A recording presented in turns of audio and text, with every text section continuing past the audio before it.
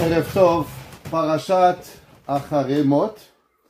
Et aussi aujourd'hui, c'est le Yahrzeit, le jour de l'anniversaire de la mort de notre maître vénéré, le Rav Chaim Yitzhak Heikin, qui était le Talmid du Chafetz Chaim et aussi le Talmid de Rav Elchanan Wasserman. Je vous ai envoyé dans les documents un Ma'amar HaTshuva, ce qu'on appelle une leçon sur la Tshuva, sur le repentir, qui a été écrit par Rav Elchanan Wasserman, d'après les enseignements du Chafetz Chaim. Alors, Rav Heikin était notre maître, il a appris chez le Chafetz Chaim et chez Rav Elchanan Wasserman. Alors, je pensais qu'aujourd'hui, il serait adéquat d'étudier une leçon en leur mémoire pour qu'Akadosh Baruch Hu nous amène ce que nous avons besoin. Parashat Acharemot parle de deux sujets. Numéro 1, les sacrifices que l'on faisait le jour de Yom Kippour, avec quoi on arrivait à avoir le pardon. Et la deuxième, les lois de mœurs. Ce que ça veut dire les mœurs, toutes les lois et les relations interdites pour pouvoir y arriver. Et Chachamim se pose la question, quel est le rapport entre les deux? Pourquoi dans Parashat Acharemot, où on parle de Yom Kippour, alors on parle des lois et des mariages pas permis, des mariages interdits? Le jour de Kippour, on n'a pas le droit de se marier. Si le jour de Kippour, on n'a pas le droit de se marier, on ne peut pas avoir une relation avec son épouse. Pourquoi on a parlé de ce jour-là, de qui a le droit d'avoir une relation permise ou interdite? Kippour, tout est interdit. Quel est le rapport entre les deux? Et la réponse, elle est simple. Chachamim nous disent qu'en vérité, il faut savoir le passouk qui dit Daber el bene Israël. Le verset, il dit comme ça qu'il explique Rabbi Yaakov Abu Chatzira. Daber el bene Israël vamart alehem ani Hashem elokechem. Dit le verset, je suis ton Dieu. Kema se eretz Mitzrayim. Comme l'action que les Égyptiens ils font.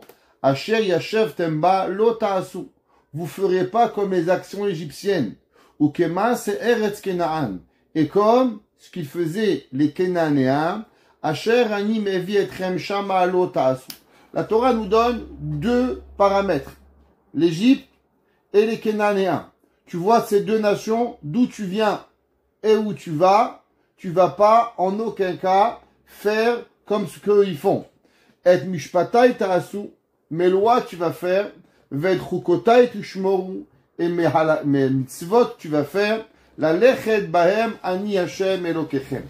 Nous demande Chachamim, qu'est-ce que ça veut dire? Principalement, il faut savoir que dans tout dans la vie, il y a une graine, et dans la graine, il y a une racine, et de la racine, il y a un fruit. Toujours ça passe comme ça. Dans toute chose que vous faites, vous avez une pensée, après de la pensée, vous avez la parole, après de la parole, vous avez l'action. Vous plantez une graine, la graine, elle fait une racine, la racine, elle fait un arbre. Toujours trois dimensions dans tout ce que vous faites. Le temps, passé, présent, futur. Toujours ces trois principes qui arrivent. La Torah dit attention, il y a l'Égypte, il y a Canaan et il y a toi. Qu'est-ce que ça veut dire? Chaque fois que l'on parle de Yetzer Hara, de mauvais penchants ou de bons penchants, la question qu'on se pose toujours, comment un homme il arrive au Yetzer Hatov et comment l'homme il arrive au Yetzer Hara? Le but du monde, c'est d'arriver à devenir une bonne personne. Personne y pense qu'il est né pour manger du sushi. Personne y pense qu'il est né pour manger des pizzas.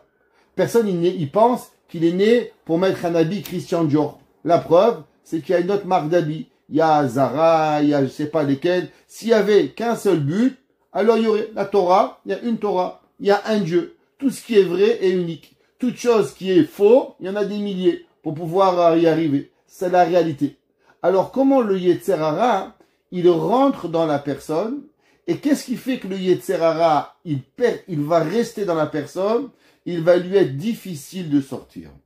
Eh ben, Chachamim, ils nous disent, et c'est expliqué en grand dans le Harizal, dans les Ktavim de Kabbalah, que principalement, comment l'homme est arrivé au plus bas des 49 degrés d'impureté.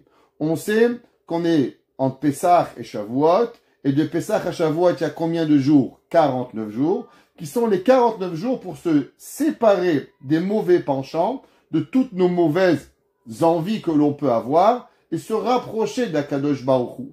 comment on arrive à tomber à un niveau au 49e degré d'impureté? Pourquoi le peuple juif n'est jamais tombé aussi bas qu'en Égypte? À cause que l'Égypte, elle était les rois malheureusement, de l'impudeur, les rois des mauvaises mœurs. Il y avait l'impossibilité d'imaginer à combien les Égyptiens, ils étaient malheureusement impurifiés, et toute personne qui rentrait là-bas, il devenait impur. C'est marqué dans le Netivot Shalom. Il dit pourquoi Kadosh Baruch Hu a dû lui-même venir descendre en Égypte pour sauver le peuple juif. On dit Ani Hashem, Ani Velo Acher, Ani Velo Malach, Ani Velo Saraf. Hashem lui-même, il est venu et pas un ange. Parce que si n'importe quel ange descendait en Égypte, il se serait impurifié et malheureusement, il n'aurait pas été capable de surmonter l'impureté égyptienne. Avec quoi on arrive? C'est simple, c'est à travers ce qu'on n'a pas le droit de faire. Les relations interdites, ce qu'on n'a pas le droit de voir, ce qu'on n'a pas le droit d'entendre, les mariages de même genre, barminan. La Torah dit d'où est-ce qu'on apprend qu'on n'a pas le droit d'avoir, que deux femmes ne peuvent pas se marier ensemble? La Torah dit que c'est Eretz Mitzrayim. Ça, c'était la débauche égyptienne que nous n'avons pas le droit. Les hommes, d'où est-ce qu'on apprend? La Torah donne des psukim, Mishkav Zachor. La Torah dit aussi que c'est Eretz Kenaan. Ils allaient avec des animaux. Ils étaient des gens qui étaient pervers. Et ça, la perversité, c'est ça qui amène la personne à rentrer dans la Avera et de plus s'en sortir. C'est pas pour rien que Rabbi Nachman de Breslev, il a dit que si l'homme, il veut arriver à se connecter avec Kadosh Baruch Hu, la première chose qu'il doit travailler, c'est la Kedusha, la sainteté. Plus l'homme, il va travailler sa sainteté, sa Kedusha, et plus il va être capable de pouvoir se connecter avec Kadosh Baruch Hu. C'est pour ça que la mitzvah et les lois des mœurs, à Kadosh Baruch Hu, il dit deux fois Ani Hashem. Au début, c'est marqué Va'amarta alehem Ani Hashem Elokechem. C'est marqué que Hashem dit à Moshe Rabbeinu, tu vas dire au peuple juif Ani Hashem Elokechem. Et à la fin, il dit attention, regarde l'Égypte, regarde Canaan, et encore une fois, qu'est-ce qu'il dit? Ani Hashem Elokechem, je suis ton Dieu. Pourquoi? Parce que en vérité, comment la personne, elle peut être capable, malheureusement, de dévier dans la débauche? C'est parce qu'il oublie que Akadosh Baruch Hu, il est là.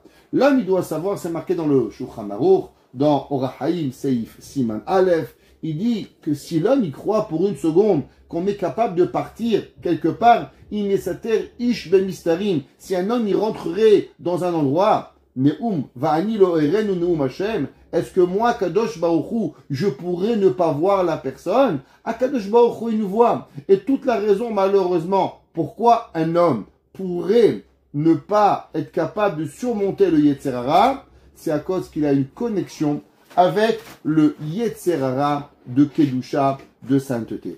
Et ça, c'est ce que la personne, toute sa vie, nous sommes bombardés à travers les médias sociaux, à travers, en tout cas, Baruch Hashem, en Montréal et pas à Paris. À Paris, c'est une catastrophe d'être dans les rues. Mais toute notre vie, elle est basée sur ce principe de Kedusha, de pouvoir y arriver. Plus l'homme, il amène la sainteté sur lui, plus il s'élève. Moins il amène de sainteté, et moins il va pouvoir y arriver. C'est pour ça que on fait attention aux yeux de nos enfants, on fait attention aux oreilles de nos enfants. Souvent, les gens, ils demandent, ouais, mais qu'est-ce qu'un enfant, il comprend? L'enfant, il comprend rien, tu as raison. Mais c'est comme un arbre. Si tu mets de la mauvaise terre, l'arbre, il pourra pas pousser. Plus l'enfant, il est petit, plus il est fragile. Plus il est fragile, plus il a besoin de bonne terre pour pouvoir grandir. Pareil, chaque chose que l'on doit faire, on doit se rapprocher de Akadosh Baruch Hu pour pouvoir y arriver. Pareil, au début de la paracha, on parle de Teshuvah. Teshuvah, qu'est-ce que ça veut dire Teshuvah? Et on sait qu'il y a deux genres de Teshuvah. Parce que on n'est pas infaillible. On n'est pas infaillible. La Gemara a dit que nos yeux peuvent aller malheureusement voir sans contrôle. Et c'est pour ça qu'on a l'obligation de faire cette Teshuvah journalière, quotidienne pour y arriver. Dans la Teshuvah, nous avons deux Teshuvah. Nous avons la Teshuvah de ce qu'on appelle Teshuvah Meir'a, Teshuvah de craindre, et teshuva me'ahava. Je vais juste expliquer avant qu'on va rentrer dans le Mahamar de Rabbi Elchanan Wasserman qui est devant vous et on va juste l'expliquer. Alors, la teshuva, la Gemara, elle dit que il y a deux principes. Il y a un principe qui s'appelle que la personne, elle peut faire teshuva et la teshuva, elle va amener la personne à ce que tous les péchés exprès deviennent sans faire exprès. Ça veut dire qu'on descend de l'exprès à moins grave. Premier niveau, deuxième niveau. Il y a un deuxième teshuva, que la teshuva, elle va transformer totalement l'action de la personne. Non seulement elle va plus être responsable, mais elle va même devenir quasiment une mitzvah. C'est-à-dire le gars, il a volé 100 fois, et bien maintenant, s'il va faire une teshuva, sa teshuva, elle va lui faire comme quoi, c'est comme si qu'il a fait 100 mitzvot. Teshuva mais ahava, qu'elle va arriver à la personne. C'est pour ça que dans la teshuva, qu'est-ce qu'on fait? On demande pardon à Kadosh Baruch Hu, on fait le vidouille, on demande pardon à Kadosh Baruch Hu, qui nous arrive. Et Chachamim nous disent comment on demande pardon, principalement, ki bayom hazeh yechaper. On sait que comment la personne doit prier. Alors si vous prenez les débuts des lettres ki bayom hazeh yechaper, ça veut dire bechia. La teshuva, elle vient à travers le pleur. Maintenant, dans le pleur, il y a deux façons de pleurer. Il y a une façon qui pleure parce qu'il a peur de faire un barbecue. Il imagine qu'il va brûler au ciel et qu'il va cramer dans l'enfer. Alors, il n'a pas envie. Alors, il fait teshuva. Ça s'appelle, on va voir. Et il y a la teshuva que la personne, elle se sent loin d'Akadosh Baruch Hu. Quand elle se sent loin de Dieu, alors elle pleure qu'elle a plus ce rapprochement important avec Akadosh Baruch Hu. Et c'est ces deux genres de teshuva que l'on va en parler ce soir avec votre permission. Alors, on va mettre devant vous le Mahamar. Pour ceux qui l'ont pas, vous allez le voir en grand. Dites-moi si vous le voyez. Si tout le monde, si quelqu'un juste, il peut me dire si vous le voyez, parce que tout le monde est fermé. Alors, au moins pour ceux qui ont... Oui, on voit pas? Super. Alors, il dit le Rabbi Elchanan Wasserman. Comme j'ai expliqué, il a été tué par les nazis à Auschwitz, qui était le maître de Rav Reikin et l'élève du Chafetz Chaim. Le Rav Reikin, il comptait les mots. Le Rabbi Elchanan Wasserman comptait les mots du Chafetz Chaim et il a écrit ce Mahamar. Et il commence avec un enseignement du Mesilat Yesharim dans le 4e Perek. Ceux qui se rappellent Mesilat Yesharim. Alors, dans le 4e Perek, le Mesilat Yesharim écrit comme ça. Il dit qu'en vérité, qu'est-ce que c'est la teshuva? Il dit qu'il est fi shurat adin mamash aya raou sheloye tikun lachet klan. Il dit qu'en vérité, si l'homme y réfléchit, qu'est-ce que c'est la teshuva? Un homme il a volé, un homme il a menti, un homme il a triché. Après il dit à Dieu pardon. Est-ce que tu penses que la teshuva elle marche? Va voir un juge, tu as brûlé un feu rouge et tu dis au juge pardon. Il va dire monsieur, je comprends, vous avez beaucoup de peine, mais c'est $180 d'amende, 3 points à votre permis, et comme ça vous allez réfléchir. Il dit mais monsieur, je vous promets, je regrette. Il dit vous allez bien comprendre, avec 180 et $100 en plus, parce qu'elle est venue au vrai, vous ressortez avec une facture salée. Il n'y a pas de moyen. La tchouva, le concept de pardon et que tout disparaît, ça n'existe pas. C'est un concept un petit peu inventé, un petit peu fou, dit Mesilat Yesharim. Comment c'est possible? Kidé emet.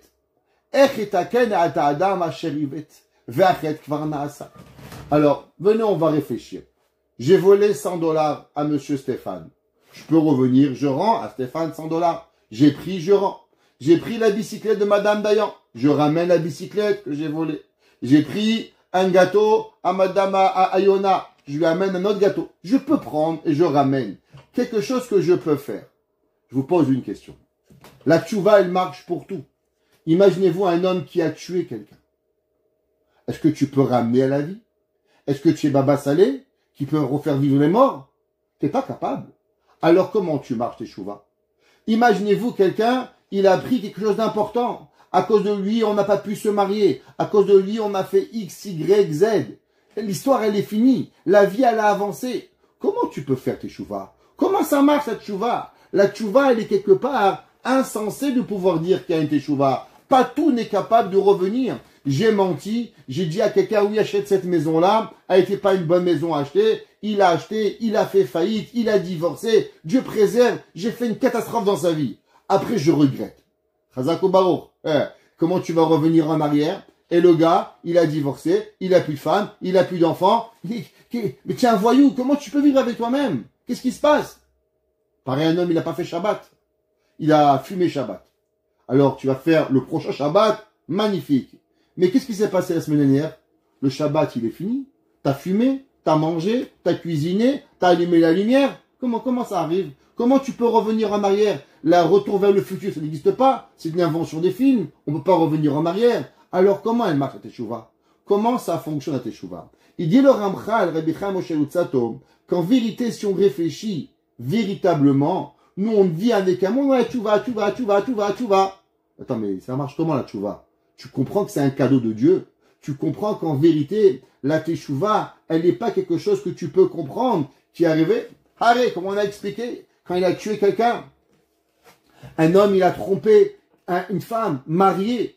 Dieu préserve, faut divorcer. Monsieur et madame peuvent plus être mariés. Tu t'imagines les enfants, et toi, tu viens l'année d'après et tu pleures, ouais, tu vas. Mais, t'as des enfants qui ont plus de papa, qui ont plus de maman, ils peuvent plus vivre sur le même toit. Et toi, qu'est-ce que tu dis? Ouais, tu vas. Mais qu'est-ce que tu as fait là? Comment tu arrives? T'as fait un bâtard, il est sur terre, il peut pas se marier toute sa vie, parce qu'il peut pas arriver. Qu'est-ce que tu fais pour lui? Comment tu arrives avec ça? Comment on peut enlever? Un homme, il a violé une personne. Comment il peut réparer? Comment ça marche la teshuva? La teshuva, le gars, il est défoncé pour la vie entière. Le gars barminan, il est en traumatisme pour le reste de sa vie. Comment tu as vécu la teshuva? Comment ça fonctionne la teshuva? Comment on est capable d'arriver avec cela? D'accord? Il dit Rabbi Hanan, est-ce que tu peux enlever la réalité? La réalité est là. Omnam. La réponse, c'est qu'en vrai, tu as raison.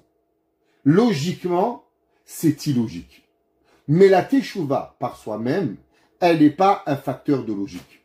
La teshuva, elle est ce qu'on appelle la midat arachamim. Shateshuva tinaten lachotim bechesed gamur. Il dit Rabbi Hanan, c'est vrai, vous avez raison. La teshuva, elle a un cadeau que Kadosh Baruch Hu, il a donné au fauteur, et c'est quelque chose qu'on peut pas vraiment comprendre. En vérité, la teshuva, elle n'est pas là. Seulement Kadosh Baruch Hu, il a fait que ça arrive. Shtechachev akirat haratzon ki akirat hamaaseh. Alors il dit, le Ramchal, qu'est-ce que ça veut dire?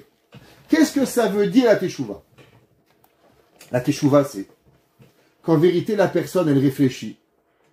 Et elle se dit, regarde, aujourd'hui, Baruch Hashem, j'ai mûri, j'ai vu la conséquence de mon action, je vois les garçons sans leur papa et leur maman parce que j'ai piqué sa femme, parce que j'ai tué son père, parce que j'ai volé, j'ai menti, j'ai dit des bêtises, j'ai fait des conséquences terribles.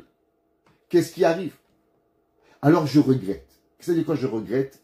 J'aimerais tellement que ma pensée, elle vienne il y a X années derrière, et que je transforme ma pensée. Alors Akadosh Baruch Hu dit, waouh, ça veut dire que de la même façon que tu as envie que ta pensée, elle soit transformée de mal en bien, parce que c'est ça la teshuva, alors Hachem dit, tu sais quoi? Eh ben non seulement la pensée, tu as transformé, mais même ton action, elle a été transformée. Ça veut dire qu'on a le pouvoir d'arriver, pouvoir à comprendre qu'est-ce que c'est cette volonté que Akadosh Baruch Hu fait, que la personne, elle va être donnée à pouvoir arriver cette volonté que Akadosh Baruch Hu fait. Maintenant, Vekaché tout va. Sur ça, il explique et il dit que le Ramchal, il a dit que c'est un cadeau de Dieu. C'est vrai, c'est pas logique, c'est un cadeau. Sûrement sur ça, il y a une Gemara. La Gemara dans Masechet Kiddushin Daf Mem, ouais, elle dit comme ça. Afilu tzadik gamour. Imaginez-vous un homme, toute sa vie, il a été pieux. Il se lève le matin, 5 heures du matin, il va à la tefila, il apprend d'Afayomi, il étudie, il fait Shabbat, il fait Kashrut. Toute sa vie, Baruch Hashem. Ouais, tzadik gamour kol yamav. Ça veut dire un gars il n'a pas fait une erreur toute sa vie. Toute sa vie, waouh, le saint des saints. Ouais. Maintenant, Bar Minan, le dernier jour de sa vie, il a eu une épreuve. Bar Minan, vous savez combien de gens à Auschwitz, quand ils ont vu des choses terribles, ils ont renoncé Dieu. Bar Minan, on ne peut pas les juger. Jamais on peut juger les gens. Mais c'est arrivé. La Gemara dit Umarad be'acharona. Et si à la fin de sa vie, le dernier jour, il dit Dieu préserve, Dieu n'existe pas, ou il a Kadosh Baruch Hu, il n'y a pas de Dieu, Bar Minan, Ibed el zechuyota. Il a tout perdu. C'est que le gars, il a vécu 100 ans. Pendant 99 ans, 90, 364 jours. Il s'est levé Shachrit, Mincha, Ma'ariv, il a tout fait. Le dernier jour, il a eu une épreuve qu'il a lâchée. Il a tout perdu. Toute sa vie, flush à la toilette. Il a tout perdu. Ouais. Comme c'est marqué, Tzidkat Hatzadik, Lotatzienu Meyom Pisho. Que si, même la plus grande sainteté, le jour où il faute, il ne peut pas l'aider. La Gemara, elle demande une question. La Gemara dit, ouais, je comprends pas. Le mec, il a fait une bêtise. Comment il peut tout perdre? C'est pas juste. Le mec, il s'est pendant 100 ans, il s'est réveillé tous les jours, Shachrit, Mincha, Arvitz, Niout, Kashrut, il a payé, il a jeûné toute sa vie. Alors il a fait, au moins fait moitié-moitié. Pourquoi tu l'as sacré comme ça? Pourquoi tu lui dis que c'est quoi? Rien. Pas de mitzvot. Toi, barbecue, on va te faire un petit cochonnet dans le gainin. Pourquoi? Fais moitié-moitié. Pourquoi tu l'as massacré comme ça? Qu'est-ce qui arrive? Et la Gemara demande cette question. Et la Gemara dit Amarish Lakish. Il dit Rish Lakish, de quoi on parle? On dit pas que le gars, il a fait, à la fin de sa vie, il a mangé un petit cochonnet. C'est pas ça. Beto et à la Rishonot. C'est que le gars, il a regretté tout ce qu'il a fait. Et Rachid dit, qu'est-ce que ça veut dire? Mitraret al kol atovot she'asa. Ça veut dire que le gars, c'est pas qu'à la fin de sa vie, il a craqué, il a fumé une cigarette le Shabbat. Non. C'est qu'à la fin de sa vie, il dit, il n'y a pas de Dieu. Rien n'est vrai. Je crois plus en rien, Bar Minan. Du fait qu'il regrette tout ce qu'il a fait, alors il perd tout. Ça veut dire que le regret, non seulement positif, mais le regret négatif, amène à la personne à tout perdre. Ça veut dire que je vois que est-ce que le regret de quelque chose, c'est quelque chose de réel ou c'est quelque chose qui a un cadeau? Je vais expliquer la question.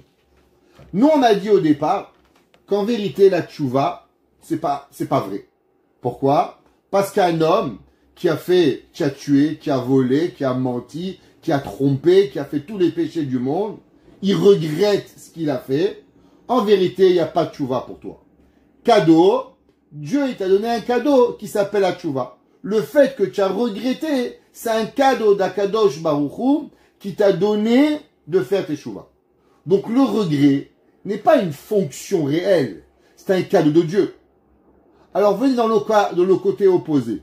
Quand l'homme il regrette les mitzvot qu'il a fait, pourquoi ça va lui effacer toutes les mitzvot qu'il a fait? Si le regret de la Avera, c'est un cadeau que Dieu t'explique la tchouva, demande Rabbi Hanan Wasserman, alors pourquoi dans le regret des mitzvot tu as tout perdu? Mais on a dit qu'en vérité le regret c'est rien. Et c'est ça moi un cadeau de Dieu qui a fait que quand je regrette mon péché, alors la tchouva elle existe. Non dans le cas inverse, que j'ai regretté les mitzvot, ça devrait donner rien du tout. Et au moins ne pas perdre toutes les mitzvot que j'ai fait. Alors comment on est capable de comprendre cela? Ça, cette question, Rabbi Hanan Wasserman, il a demandé au Chafetz Chaim. Est-ce que le regret est réel ou le regret est quelque chose, un cadeau que Dieu l'a demandé? Et il dit, Veshalti davar ze mikvot kedushat maran baal ha-Chafetz Chaim. Et j'ai demandé quand le Chafetz Chaim était en vie, j'ai lui demandé. Et le Chafetz Chaim, il a répondu qu'il y a en vérité teshuva me'ahava. Quand on parle de teshuva me'ahava, comme on a expliqué, c'est teshuva d'amour. C'est que quoi? Que les péchés, ils sont transformés en mérite. Ça, c'est ce qu'on appelle un cadeau divin.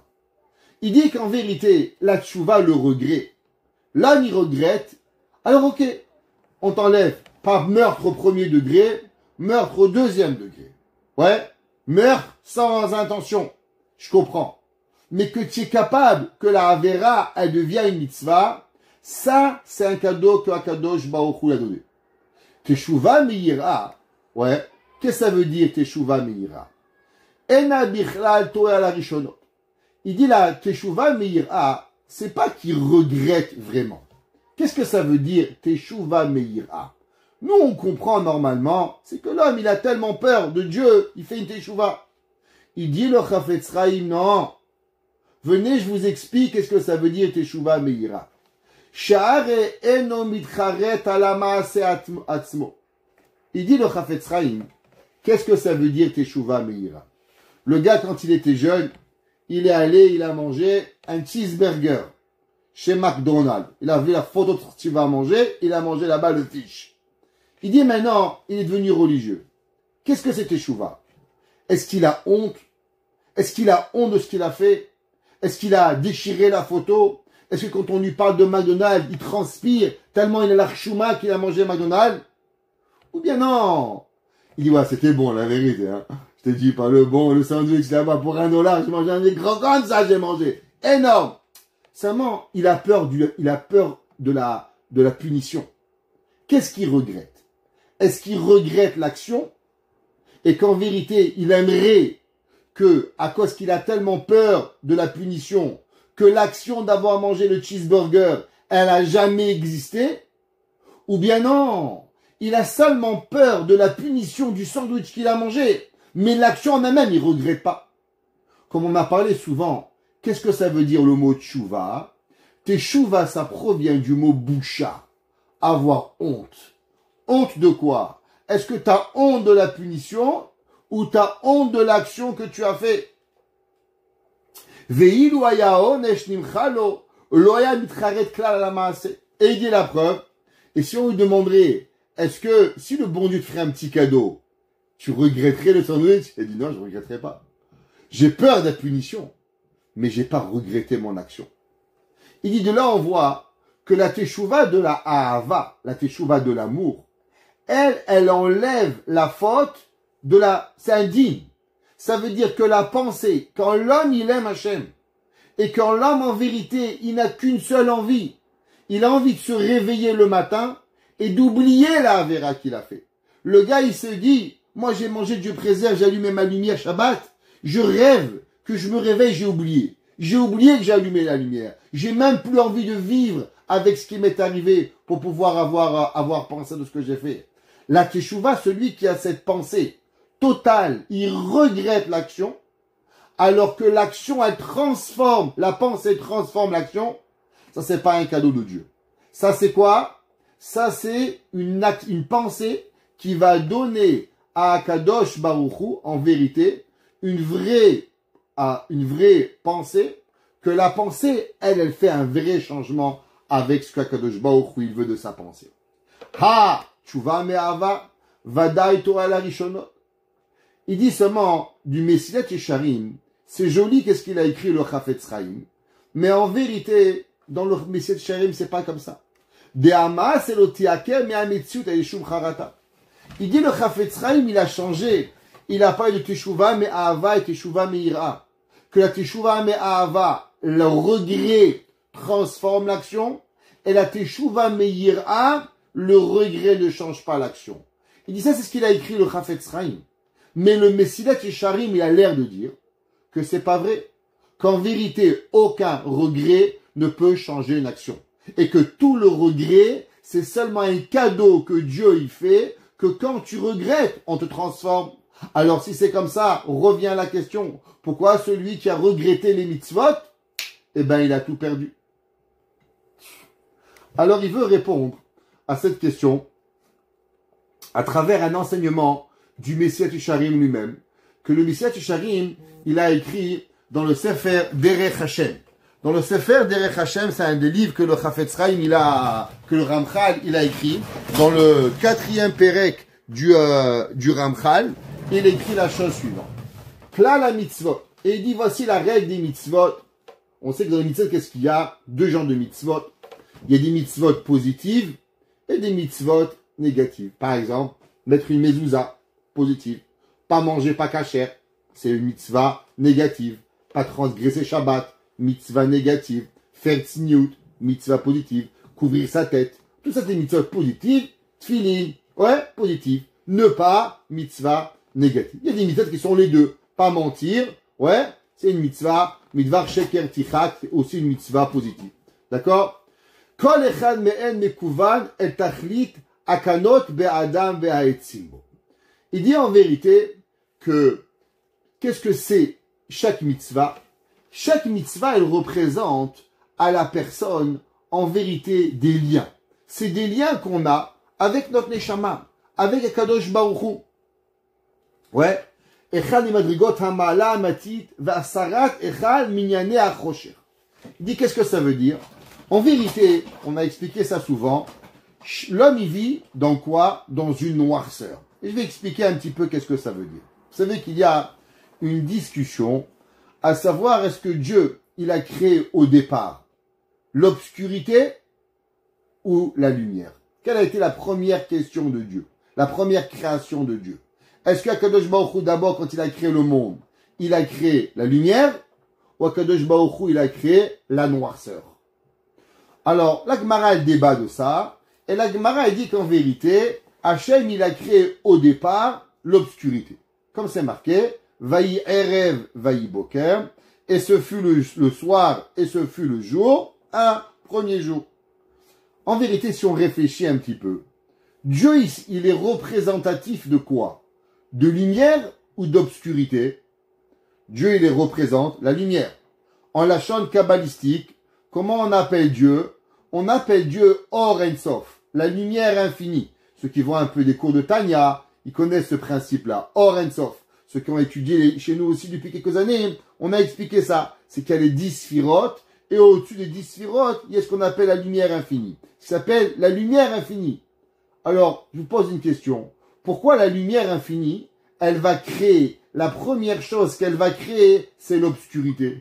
C'est ridicule. Pourquoi tu vas créer quelque chose qui est à l'opposé de toi? Dieu, il aurait dû créer la première chose, la lumière. Comme d'après un Mandéama dans la Gemara, qu'en vérité, la lumière est la première chose que Dieu l'a créée. Pourquoi Kadosh Baruch Hu va créer l'obscurité quand il représente la lumière? Quelle est la raison de ça? Alors, pour expliquer ça un petit peu, c'est marqué dans la Kabbale, il faut comprendre qu'en vérité Dieu, dès qu'il a créé, tout ce que Dieu crée, il va créer dans un équilibre de bien et de mal. Ça veut dire tout ce que Hachem il va créer dans un équilibre que tu peux voir le bien ou tu peux voir le mal. Ça veut dire que tu peux voir les deux au même moment, tu peux voir bien et tu peux voir mal. C'est pour ça qu'il y a un titre que le peuple juif il a. Quel est le titre que le peuple juif il a? Le titre du peuple juif, il s'appelle le Ivri, le peuple hébreu. Qu'est-ce que ça veut dire, le peuple hébreu? D'où il nous est sorti ce titre hébreu? On connaît le titre Béné Yaakov, Béné Israël. Pourtant, la Torah nous appelle Ivrim. Qu'est-ce que ça veut dire le mot Ivrim? Le Midrash dans Shemot Rabbah, il dit qu'en vérité, ce titre Ivri, il nous a été donné au moment où on est passé dans la mer Rouge. Au moment où on est passé dans la mer Rouge, c'est là qu'on a reçu le titre de Ivrim.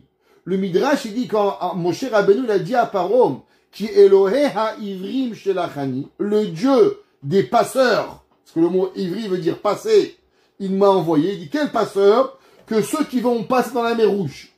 Et dans la mer Rouge, qu'est-ce que c'est? Dans la mer Rouge, il s'est passé au même moment. Dieu, il a ouvert la mer Rouge pour les Juifs, et il a fermé la mer pour les Égyptiens, et en même moment, il y a eu l'ouverture et la fermeture. Il y a eu le bien et le mal. Ça veut dire que chaque création, elle est quoi? Chaque création, en vérité, elle amène de la lumière et de la noirceur. Chaque chose que Dieu y crée, qu'est-ce qu'elle amène? Elle amène à la personne une lumière, ou elle peut lui apporter la noirceur. Il arrive à chacun de nous, n'importe quoi, une action, une difficulté. Cette même difficulté, elle peut vous apporter le rapprochement divin, ou elle peut vous apporter quoi? L'éloignement divin. Et c'est pour ça qu'en vérité, dès que Dieu y crée, donc il y a une séparation de Dieu, qu'est-ce que ça a créé? Ça a créé automatiquement de la noirceur. Parce que tout le monde, il a été fait de façon à ce que l'homme, il trouve cet équilibre entre le bien et le mal. C'est pour ça que dès que Dieu, il a créé, la première chose qui est arrivée, c'est quoi? Eh ben, ça a été cette noirceur où l'homme, en vérité, de même la création de Dieu, il est capable de quoi? Il est capable de ne plus voir Dieu, même dans la création de Dieu. Et les mitzvot, toutes les mitzvot, la Torah qu'on étudie, c'est pour rapporter cette lumière qu'on va venir chercher. On vit dans une obscurité, on vit dans une noirceur, on vit dans une torpeur, et toute notre vie, chaque fois qu'on fait une mitzvah, c'est quoi? C'est pour rajouter de la lumière dans notre vie, à notre neshama, pour pouvoir voir un peu plus clair à ce qui arrive. Et il dit, comme on sait, par exemple, les mitzvot positives, c'est à rajouter de la lumière, ou bien les mitzvot négatives, c'est pour empêcher l'obscurité de rentrer. Ça veut dire qu'il y a deux choses. Il y a mettre de la lumière et il y a ne pas laisser la noirceur rentrer. Au Québec, on comprend ça. Bien isoler la maison, ne pas laisser le froid rentrer et avoir un bon chauffage à l'intérieur. Donc on a besoin d'avoir deux choses. On a besoin d'avoir un moteur intérieur, qui sont les mitzvot que l'on fait pour pouvoir chauffer notre neshama. Et on a aussi une isolation de ne pas laisser rentrer le négatif, l'obscurité qui va rentrer dans nous. Maaseh ha-mitzvot, comme ça qu'il explique le Ramchal dans le Ramchal, c'est comme ça qu'il explique dans Derech Hashem. Et il dit Maaseh ha-mitzvot, hine tachlil bo le'adam shiaseu. C'est quoi le but des actions? C'est que l'homme il fasse les mitzvot. Shu lekayem mitzvat boro vela asot chefzo. Toute la création du monde, elle est pour que l'homme il fasse la volonté de Dieu.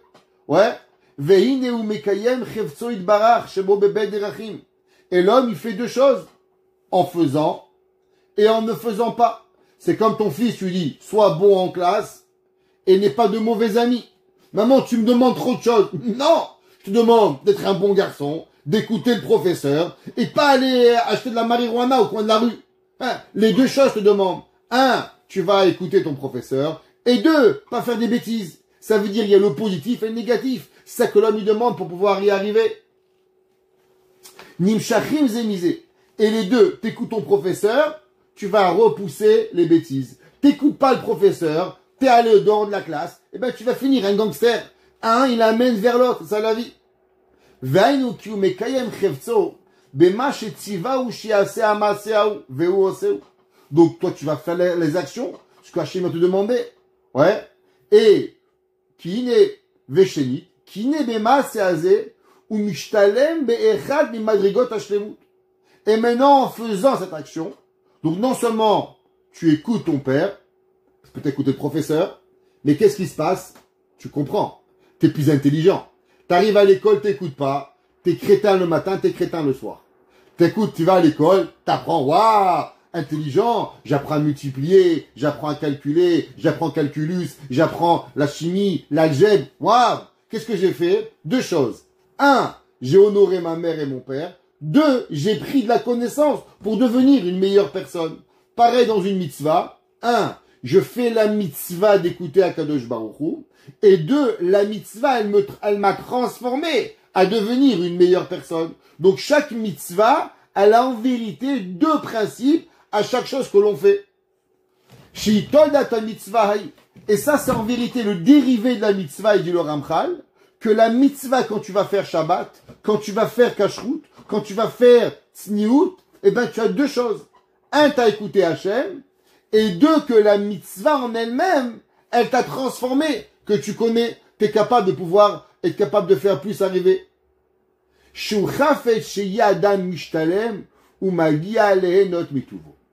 Et il dit, et c'est ça, ce que le professeur, il veut, dans les écoles, que quoi? Que l'enfant, il écoute, et qu'à la fin, il apprend il apprend ce que le professeur, il lui donne.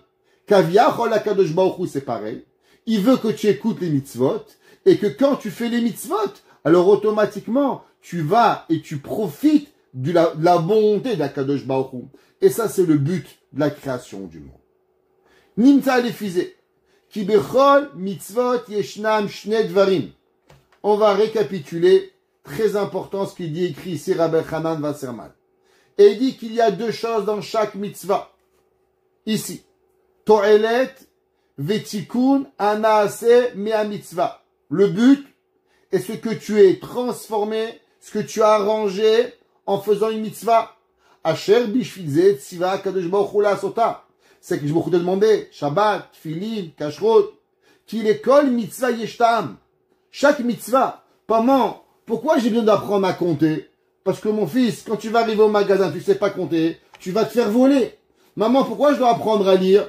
Parce que si tu sais pas lire, tu pourras pas conduire une voiture. Donc le fait que tu sais lire, il y a un but en soi-même pour pouvoir y arriver. Comme le Ramban y ramène en Parat Mishulu Achaken. Veze ha'inyan shegazar harav, sheyesh lahem taman, mevoir umeod, ki bechol echatam vetolev tikun la'adam, milevan scharan. Chaque mitzvah, elle a en elle-même quelque chose, ouais, qui est le ratson d'Akadosh Baruch Hu, ouais. Ki bechol echatam vetolev tikun la'adam, milevan scharan. Ça veut dire qu'il y a deux choses. Dans une mitzvah, pas se tromper. Il n'y a pas seulement la récompense, dit le Ramban. La récompense est une chose, mais il y a que tu es une meilleure personne. Une personne qui ne fait pas les mitzvot, qui est nerveuse.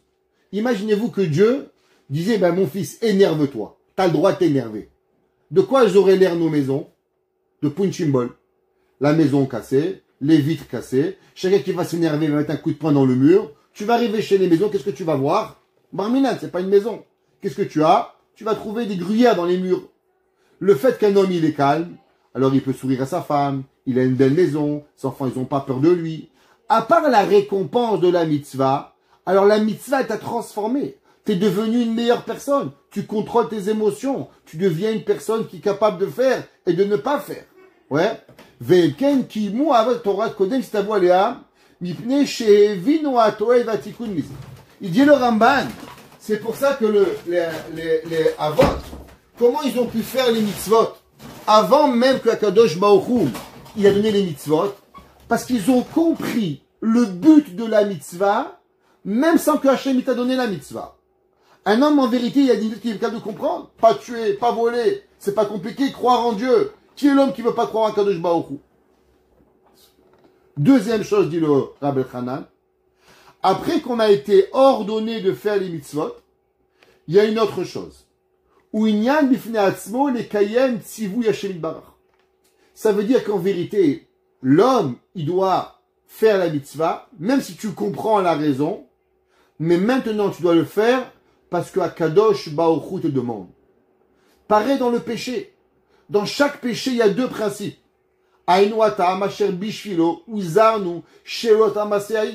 Il y a la raison, un homme qui vole. Alors qu'est-ce qui se passe qu'un homme qui vole? Vous savez qu'est-ce qui arrive? Eh bien, il devient égocentrique. Le Rambam, il dit, pourquoi un homme il vole? Parce que l'homme, il pense qu'à lui-même. Je veux, je prends. J'ai envie, je mange. Alors je veux, je vole.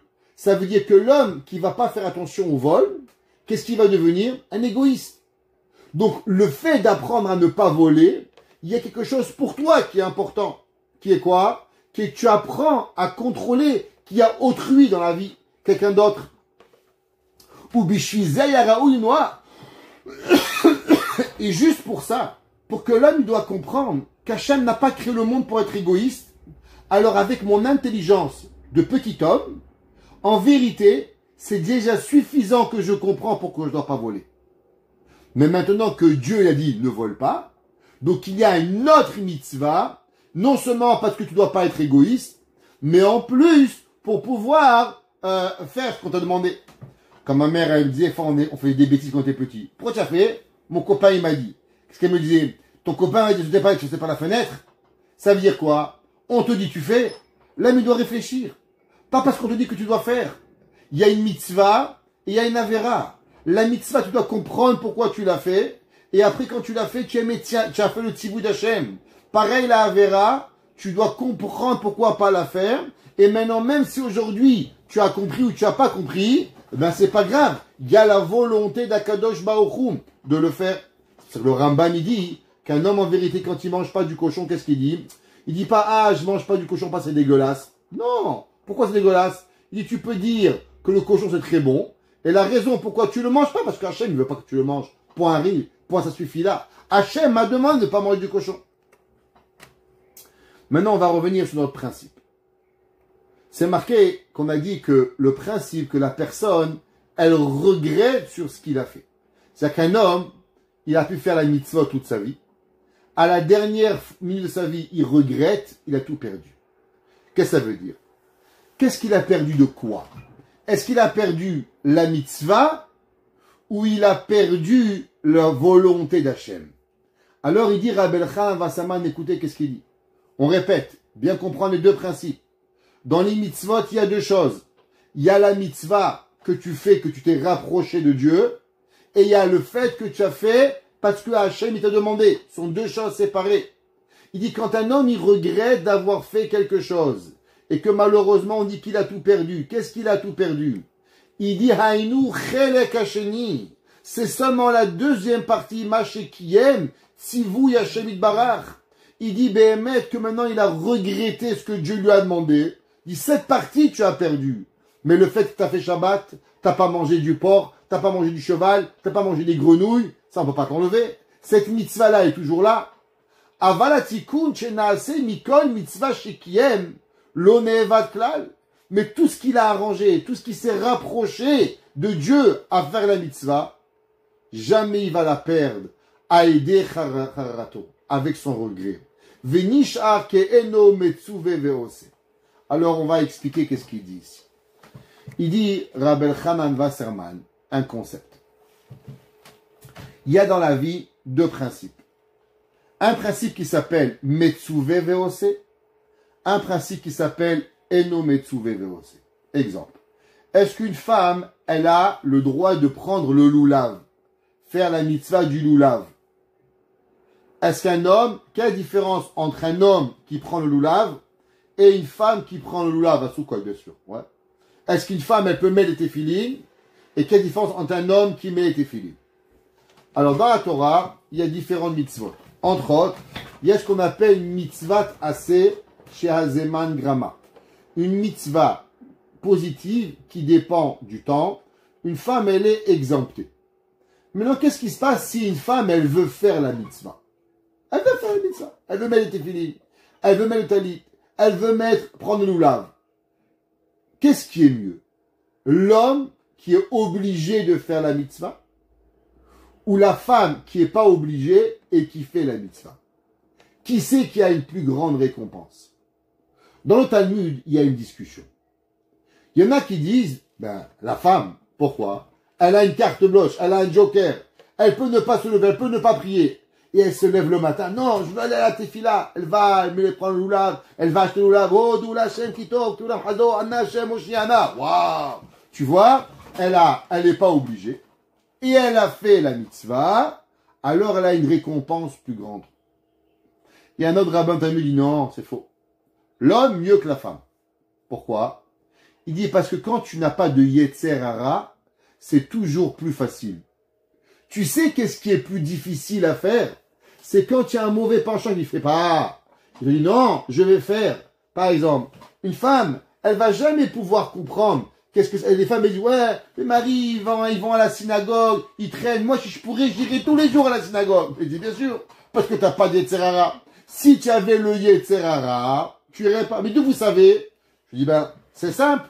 Je vous pose une question, madame. Le jour de Pourim, vous arrivez à l'heure à la Tefila, à Tefila al-Shacharit? Ah mais je suis fatigué. Je dis mais pourtant, vous avez la même obligation que les hommes le jour de Pourim. Pourquoi vous n'êtes pas à la synagogue? Ah, réponse, c'est parce que comme tu es obligé, tu n'arrives pas à y aller, ma cocotte. C'est la réponse à la mitzvah. Pourquoi tu sais de trouver des excuses pour chaque chose que tu es obligé? Monsieur le rabbin, il n'y a pas un moyen de ne pas faire ci. Je ne comprends pas, madame. Vous voulez les mitzvahs, pourquoi vous ne faites pas? La réponse, elle est simple. Quand on est obligé, alors il y a plus de difficultés à faire. Quand on n'est pas obligé, c'est plus facile à pouvoir le faire. Il dit Rabbi Elchanan Wasserman, quelle différence il y a entre, vous savez, on dit qu'Avram Avinu, il a fait tous les 613 mitzvot avant même que Dieu lui demande. Pourquoi il n'a pas fait la Brit Mila? Pourquoi Adam Arishon, Avram Avinu, il a attendu que Dieu lui demande de faire la Brit Mila? Pourquoi il n'a pas fait lui-même? Vous savez, c'est une des grandes choses que malheureusement, beaucoup des convertis, ils perdent. Dès qu'ils arrivent à la conversion, la première chose qu'ils vont chez un médecin, tac, ils font la Brit Mila. Mais en vérité, ils perdent une grande mitzvah. Pourquoi?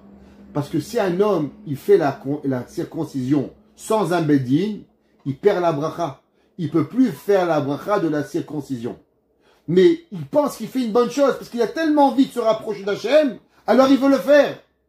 Mais il a perdu la mitzvah. Avraham Avinu, qu'est-ce qu'il a fait? Avraham Avinu, pourquoi il n'a pas fait la Brit Mila? Pourquoi jusqu'à l'âge de 99 ans? Avraham, il a connu Dieu à l'âge de 3 ans. Avraham, il faisait Shabbat. Avraham, il faisait toutes les mitzvot. Pourquoi il n'a pas fait la Brit Mila? La Gemara a dit, vous savez pourquoi? Parce qu'il savait que s'il avait fait la Brit Mila, après il ne peut pas refaire. La Brit c'est fait, on ne peut pas revenir en arrière. Alors il aurait perdu la récompense de quoi? De Metsuvé Veose. Le Shabbat, tu le fais aujourd'hui, tu n'es pas obligé. Tu fais demain un autre Shabbat, c'est pas grave. Kashrut, tu n'es pas obligé aujourd'hui. Tu refais demain un autre Kashrut, c'est pas grave. Mais la Brit Mila, quand c'est fini, on ne peut pas revenir en arrière. Gadol ha-Metsuvé Veose, mimi she'eno Metsuvé Veose. Il dit, le Rabbi Chanan Wasserman, il y a 2 genres de personnes qui font les mitzvot. Il y a des gens qui font les mitzvot parce qu'ils comprennent. Qu'est-ce que ça veut dire? Pourquoi tu honores ton père et ta mère? Parce que mon père, tu comprends, il m'a élevé, il m'a donné. Chazako Baruch. Tu as bien répondu. Mais tu sais quoi? Tu as la récompense de Kibud Avahem comme Eno Metsuvé. Pas comme quelqu'un qui fait par la volonté d'Akadosh Baruch Hu. L'homme, il doit dire, pourquoi je fais Kibud Avahem? Pourquoi j'honore mon père et ma mère? Parce que Dieu m'a demandé. C'est la première chose. Deuxième chose, parce que quand je fais Kibud Avahem, je me rapproche de Akadosh Baruch Hu. Mais en vérité, quand tu donnes à Akadosh Baruch Hu la raison numéro 1 de la mitzvah, parce que Hachem t'a demandé, alors qu'est-ce que tu fais? Tu es Metsuvé Veose. Une personne dit, pourquoi tu couvres la tête? Parce que moi, je pense que c'est plus pudeur. Ce que tu penses. Tu viens de perdre la moitié de la mitzvah. Une femme me dit, pourquoi tu couvres la tête? Moi, monsieur le rabbin, si j'étais pas la Torah, j'aurais les cheveux jusqu'au parterre. Je suis plus belle avec mes cheveux. Alors, pourquoi vous mettez un torse sur la tête? Une perruque, man, la plus belle perruque du monde? Parce que Dieu, il m'a demandé. Monsieur, pourquoi mettez une kippa sur la tête? Vous aimez? Pas du tout. Moi, si j'avais pas une mitzvah, j'aurais pas une kippa sur la tête. Je serais les cheveux au vent, à la banane à Michael Jackson. Alors, pourquoi vous avez une kippa? Parce que Boré Olam, il m'a demandé.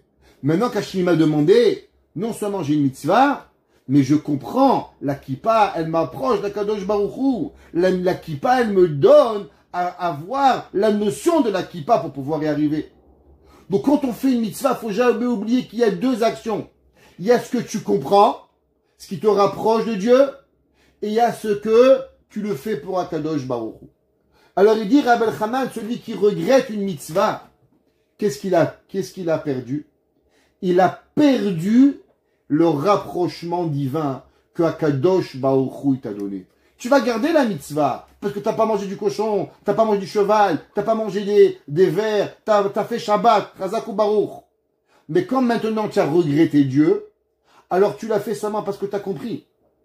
Alors la partie de Eno Metsuvé, tu l'as pas. Et tu redeviens dans quoi? Dans Metsuvé Veo, c'est comme si que tu es une personne qui le fait sans obligation de Akadosh Baruch Hu qui t'a donné pour pouvoir y arriver. Pour comprendre cela,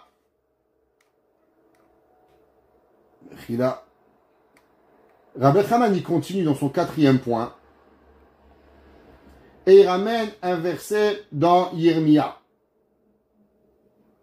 Yirmia Navi, ouais, la Gemara dit comme ça. Dans la fin de Gemara dans Masechet Baba Kama, page 16b.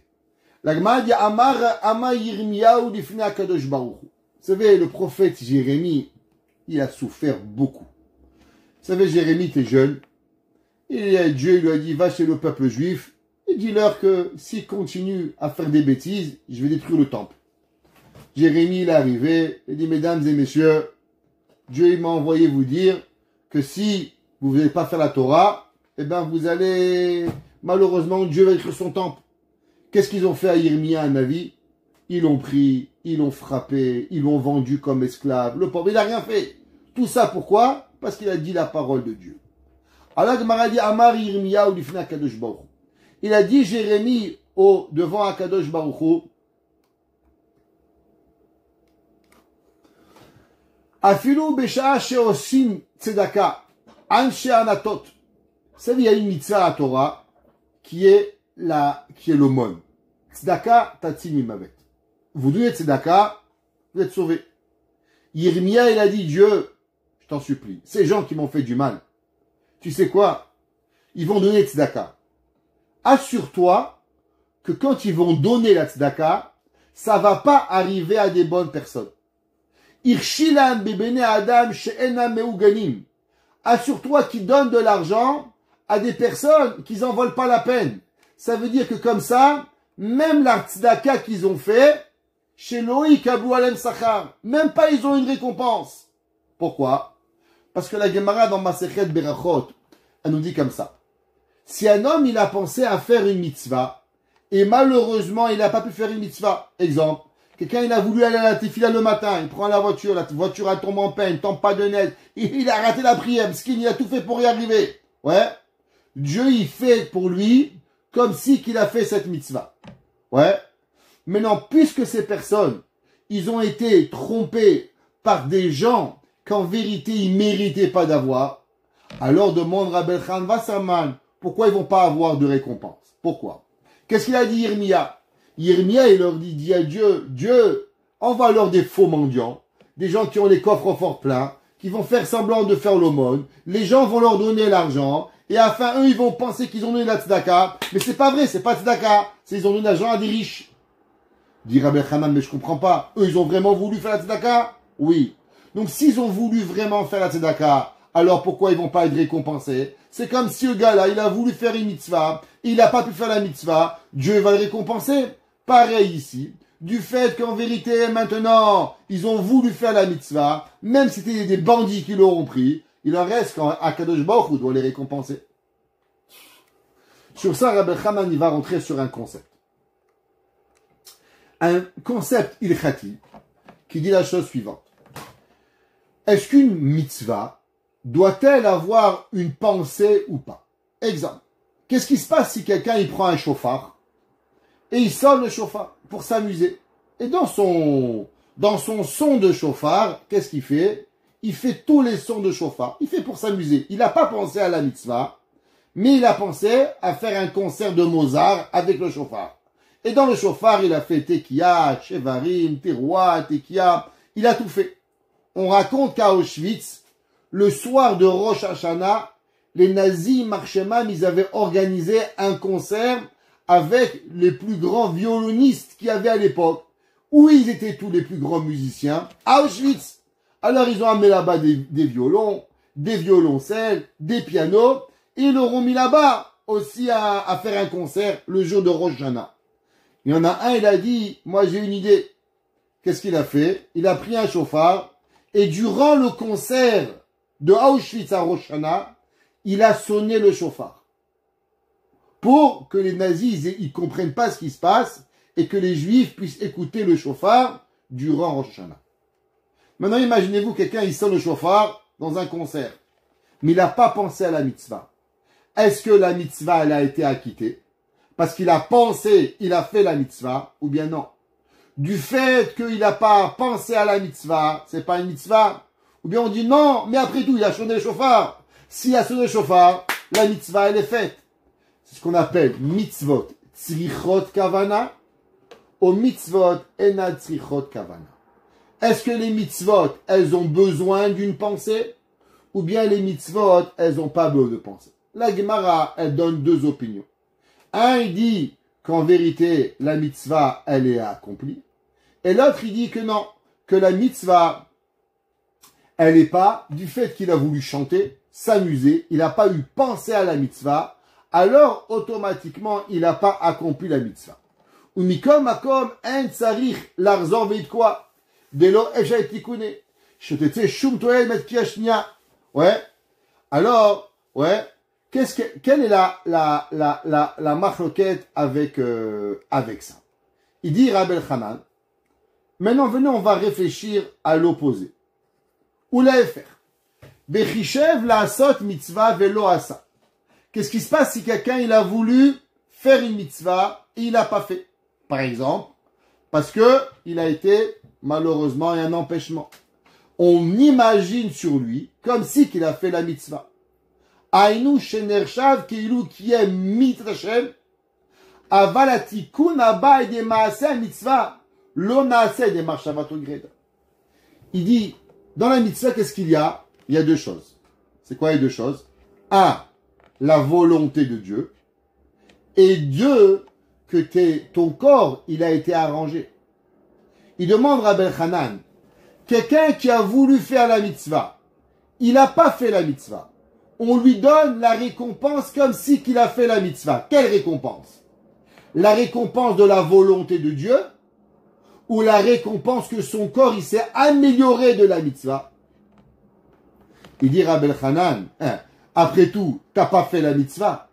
Qu'est-ce que tu as seulement? Tu as seulement la récompense de la mitzvah que tu as voulu faire de Dieu. Mais l'arrangement de ton corps, le rapprochement divin que la mitzvah elle te donne, ça tu l'as pas fait. Pourquoi? Parce que tu n'as pas accompli la mitzvah. Ça veut dire que dans tout dans la vie, il y a cette volonté et cette action. Et que quand on fait une mitzvah, il y a deux choses. Il y a je fais le Ratzon Hashem, et il y a que mon corps, il se transforme à être rapproché de Hakadosh Baruch Hu pour pouvoir y arriver. Ou les fils le shayach al-khmitaklal. Il dit c'est pour ça que quelqu'un qui n'est pas obligé de faire la mitzvah. Qu'est-ce qui se passe? Il dit bien sûr il a fait une mitzvah. Qu'est-ce qu'il a fait? Il a rapproché son corps et raffiné son corps à la mitzvah. Mais il te manque une partie. Quelle partie te manque? La volonté de Dieu. Puisqu'il n'y a pas de volonté de Dieu, alors il te manque une moitié de mitzvah. Pareil, une personne qui a voulu faire une mitzvah, mais il n'a pas fait la mitzvah. Alors qu'est-ce qu'il a? Lui, il a la mitzvah de vouloir faire la volonté de Dieu, mais il n'a pas le raffinement corporel qui est ce que la mitzvah qu'Akadosh Baruch Hu, il lui a donné pour pouvoir y arriver. Et il dit ici, Be'anche anatot shayu reshuim gimurim vekeshayu notnim tzedaka vanal geshem mitzvah rak leitpaer. Il dit là-bas les gens, qu'est-ce qui se passait? Là-bas il y avait des gens en vérité qui voulaient la tzedaka, mais pourquoi? Pas parce qu'ils voulaient faire une mitzvah, parce qu'ils voulaient que les gens ils voient lui donner de l'argent. Ils n'avaient aucune intention de faire une mitzvah. Donc comme en vérité leur volonté elle était seulement de s'enorgueillir de la mitzvah, alors si maintenant quand le faux riche jouait le pauvre et il prenait la mitzvah, alors en vérité il n'y avait rien qui a été accompli. Pourquoi rien n'avait été accompli? Parce qu'il ne voulait pas faire plaisir à Dieu et il n'a jamais voulu faire une mitzvah pour pouvoir se rapprocher d'Akadosh Baruch Hu. C'est si moi, malheureusement, il y a un pauvre, il vient chez moi, il n'est pas pauvre, il est millionnaire, il joue. Mais moi, je le vois, j'ai pitié de lui, je donne un verre d'eau, je donne à manger, je donne à boire. Pourquoi je le fais? Parce que je veux accomplir la volonté de Dieu. Malheureusement, il est riche, il n'est pas pauvre. Alors ça change rien, parce que ma volonté de la mitzvah, elle est là. Mais là-bas, leur volonté, elle était quoi? Leur volonté, elle était seulement pour pouvoir une seule chose, devenir orgueilleux. Comme la Gemara a dit, que celui qui voulait donner une pièce à un pauvre et que malheureusement il a perdu la pièce, alors Akadosh Baruch Hu, il lui donne la récompense comme si qu'il a fait la mitzvah. Pourquoi? Parce que maintenant il a fait ce que Akadosh Baruch Hu il a fait. Maintenant ici, pareil, on va expliquer. Sera à marcha vaillé la haine. Et la chéchisser la haine sera ramassé pour pouvoir y arriver. Donc il y a la pensée et il y a l'action. Et Rabbi Hanan il termine et il dit Uba shekatov etzel Adam Arishon. Ce qui est écrit au moment de Adam Arishon. Beyom ochlecha mimenu mot tamut. On sait que Adam Arishon, qu'est-ce qui s'est passé? Dieu lui a dit regarde Adam, tu vas manger le fruit interdit, tu vas mourir tout de suite. Combien de temps il a vécu après? 1000 ans. 930 ans. La question, je comprends pas. Tout de suite, c'est pas 1000 ans. Alors pourquoi Dieu lui a dit, tu vas mourir tout de suite, et après, il a vécu 1000 ans? Qui est Shomrim de Yomo? Alors la réponse, elle est qu'on parle pas d'un jour humain, on parle d'un jour divin. et que 1000 ans chez Dieu, c'est comme un jour. V'yesh omrim, dehu yom mamash. Non, c'est un vrai jour. Ela she'asa teshuva. Il y en a qui disent qu'en vérité, Adam Arishon, il aurait dû mourir sur place. Alors pourquoi il a vécu 930 ans? La réponse, elle est parce qu'Adam Arishon, il a fait teshuva. Ve'u beslichot la Tzom Gedalia. Et là-bas, et c'est ce qu'on fait à Tzom Gedalia. Pourquoi on jeûne Tzom Gedalia? Une des raisons kabbalistiques, c'est à cause qu'en vérité, c'est le jour où Adam Arishon, il a pleuré pour demander pardon pour la faute qu'il a fait. Non, sur ça, il y a une question. Si c'est comme ça que Adam Arishon, il a fait Teshuvah, alors pourquoi Adam Arishon, il est mort? Adam Arishon, il aurait dû revivre toute sa vie à éternité. Parce que la Teshuvah, elle enlève la faute comme si qu'il a jamais fauté. Alors il dit, on doit dire, comme ce qui est écrit dans le Ran, de achilat ha'etz garmalo mita beteva, velo betorat onesh ala avera, shenishtanativo aide achila. Il dit, en vérité, ce que l'on doit comprendre dans la faute, il y a deux choses. Il dit, Rabbi Hanan, l'homme, il doit savoir qu'il y a le bien et il y a le mal. Un homme, il a volé. Pourquoi on ne peut pas voler et rendre? Moi, j'aime bien piquer. Ouais, je vais chez David, je lui pille $5, je lui rends. Pourquoi pas? C'est quoi le problème? La Torah dit que tu n'as pas le droit de voler. La réponse, c'est quoi? C'est parce que quand tu transgresses la parole de Dieu, eh ben, tu deviens un différent bonhomme. Adam Arishon, il a fauté. Adam Arishon, il a mangé le fruit. C'est vrai, la Avera, elle n'est plus là. La Avera, elle a disparu, tu as fait Teshuvah. Mais tu sais qu'est-ce qui se passe? Il y a certains péchés que quand on les fait, on est transformé, on n'est plus pareil. Pourquoi un homme, il fait Teshuvah vraiment? Il ne peut pas vivre de nouveau l'éternité. Pourquoi pas? T'as vraiment fait Teshuvah. Imaginez-vous un converti. Il va, il commence, il fait une mikvé, il est comme un bébé. Il fait jamais d'avéro toute sa vie. Pourquoi il ne devient pas Adam Arishon? Pourquoi il ne fait pas revivre les morts? Pourquoi il ne peut pas vivre l'éternité? La réponse, elle est simple. Par rapport à tes mitzvot, t'as pas d'avéro, t'as que des mitzvot. Mais il y a quelque chose que t'as pas. Tu sais ce que c'est? C'est qu'il y a certaines avérotes qui t'ont transformé. Un homme, t'as été Mechalel Shabbat une fois dans ta vie. C'est vrai que t'as fait tchouva. Mais tu sais quoi? T'es plus le même. Un homme qui a pas fait Chilul Shabbat et un homme qui a fait Chilul Shabbat, c'est pas pareil du tout. Il n'est plus la même personne. Un homme qui a fait une mitzvah, un homme qui a fait Shabbat et un homme qui n'a pas fait Shabbat, c'est pas la même vie. C'est pas la même personne. Il est une différente dimension. Un homme qui fait une mitzvah parce que Dieu lui demande, et un homme il fait une mitzvah parce qu'il a compris de lui-même, on n'est pas du tout dans la même histoire. Un, il est une partie de Dieu, un, il est une partie cérébrale de sa pensée. À qui tu appartiens.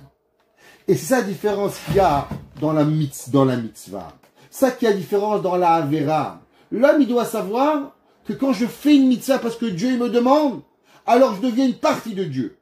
Quand malheureusement je fais une avera, et bien même si je peux enlever la teshuvah, et je peux tout enlever, et que j'efface tout, mais il va rester dans moi une trace, que cette trace-là, elle peut ne jamais partir. Pas parce que la avera, elle est existante. Parce que quelque part, j'ai transformé une réalité. Et chaque mitzvah que je fais, alors je crée une nouvelle réalité. Et je me rapproche d'Akadosh Baruch Hu en devenant une nouvelle partie de l'éternel. Et Kadosh Baruch Hu, il fasse le Teshuvah. Et Teshuvah me'ahava, comme il a dit le Ramchal, et que c'est un cadeau divin que notre pensée transforme nos actions, et qu'on fasse tous Teshuvah d'amour, et que Kadosh Baruch Hu efface nos actions totalement et notre volonté, et que grâce à ça, on amène Mashiach Tzidkenu, Bimera, Biyamenu. Amen.